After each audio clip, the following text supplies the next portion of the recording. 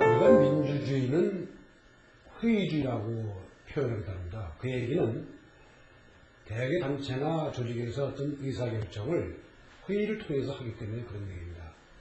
민주적인 조직체에서 어떤 의견을 정할 적에 단일 의사를 정하는 방법이 이구동성, 왈가왈부하면서 한다면 참 복잡할 것입니다. 그러나 회의 규칙을 통해서 차근차근하게 조리 있게 진행해 나간다면 시간도 빠를 것이요, 효과적일 것이요, 전체적인 그 진행도 아주 매끄러울 것입니다. 그런 면에서 우리가 회의법의 필요성을 느끼는 것입니다. 그렇다면 이런 회의는 언제 시작됐을까요? 옛날 영국에서부터 처음 시작돼서 1876년에 미국의 헨리 마틴 로버트라는 장군이 회의법을 지도자였습니다. 이 회의법은 유엔 총회를 비롯해서 미국 사회의 90% 그리고 전 세계의 라이언스 조직, 제이시 조직 등 많은 단체나 국가에서 쓰고 있는 회의법의 대명사입니다. 오늘은 이 로버트식 회의 규칙에 대해서 설명해 나가도록 하겠습니다.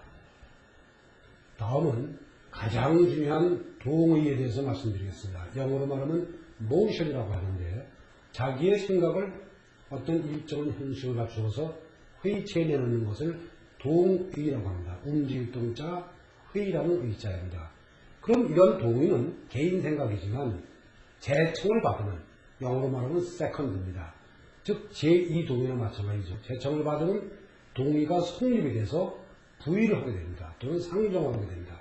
이렇게 상정, 부의된 동의안은 표결을 거쳐서 채택 여부가 결정되는데 의안처럼 심의를 하게 되는 동의는 첫째 제안 설명을 받습니다. 그리고 제안 설명이 끝나면 궁금한 것에 대해서 질의응답을 받고 질의응답이 끝나면 찬반 토론을 하게 됩니다. 찬반 토론이 끝나게 되면 표결을 거쳐서 그 의안의 채택 여부를 결정하게 되는 것입니다.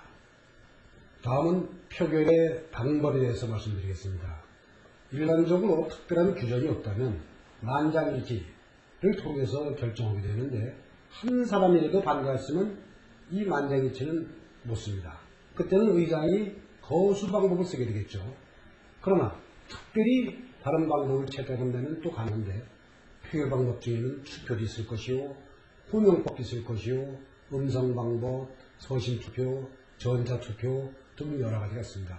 그 중에 특히 유효사항은 우리가 크로스보트라는 말을 쓰는데 이것은 교차투표 또는 자기투표라고 하는데 자기의 의사대로 자기 개인 의사대로 표결하는 방법을 말하며 표결에서 중요한 것은 찬성을 먼저 묻고 다음 반대를 묻는 것입니다. 찬성이 많아서 가결되면 구태여 반대까지 묻을 필요가 없겠지만 원칙적으로 찬성을 통해서 채택 여부를 결정하는 것입니다.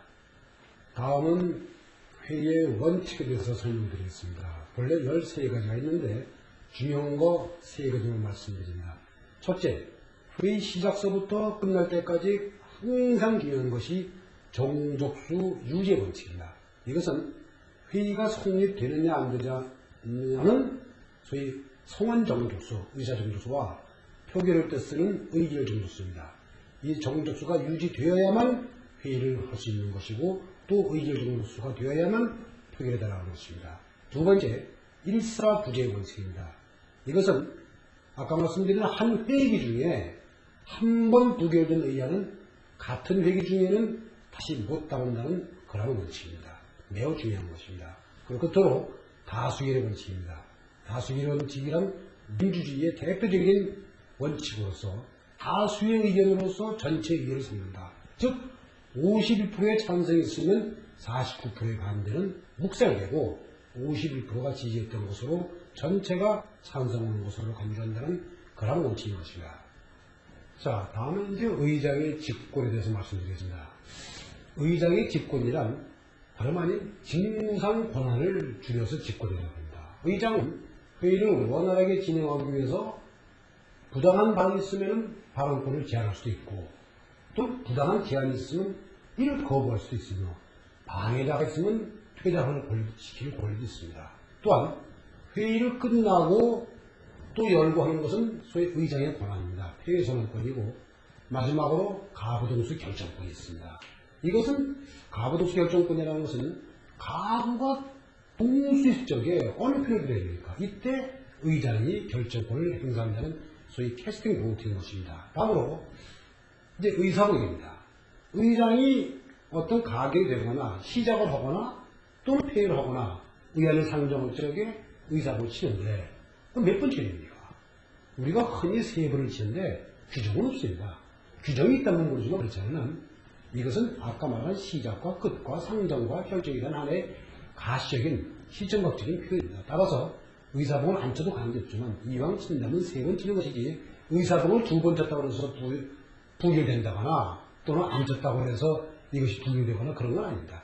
따라서 의사봉은 자연스럽게 이왕 친다면 3번을 치는 것으로 하면 되는 것이지 그것 때문에 회의가 안 된다는 것은 아니니까 유의하시기 바랍니다. 이상 회의에 대해서 요점 정리를 해드렸습니다만 여러분 자주 검토하시고 읽고 또 클럽에서 활용을 하심으로써 회의법에 익숙해진다면 훌륭한 지도자로서의 갖춘 요건을 다 얻을 수 있게 되는 것입니다. 여러분 훌륭한 지도자가 되기 바랍니다. 감사합니다.